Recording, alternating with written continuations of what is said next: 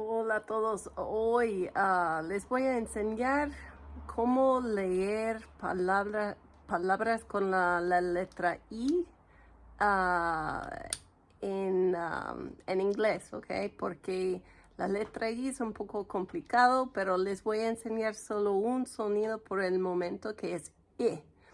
Ese sonido I no existe en español. Ok, por eso puede ser un poco difícil porque mucha gente quiere pronunciar las palabras cortas con solo la letra I como vocal adentro, como I, como podemos decir la palabra bit. Bit.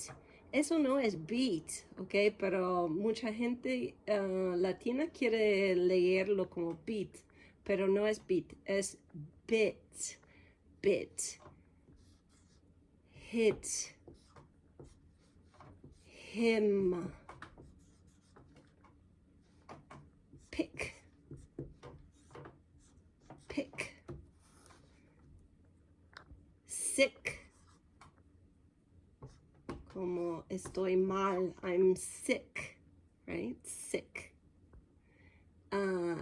Him, el objeto de él, como es para él, it's for him, him. La palabra is. He is happy. Is.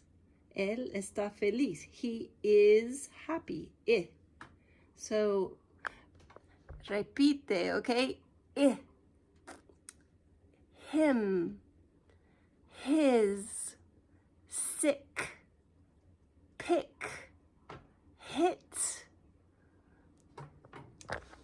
Ok, otra vez, mira aquí. Bit.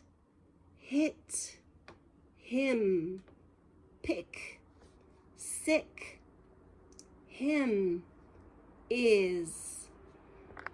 Ok, sígueme para la próxima lección.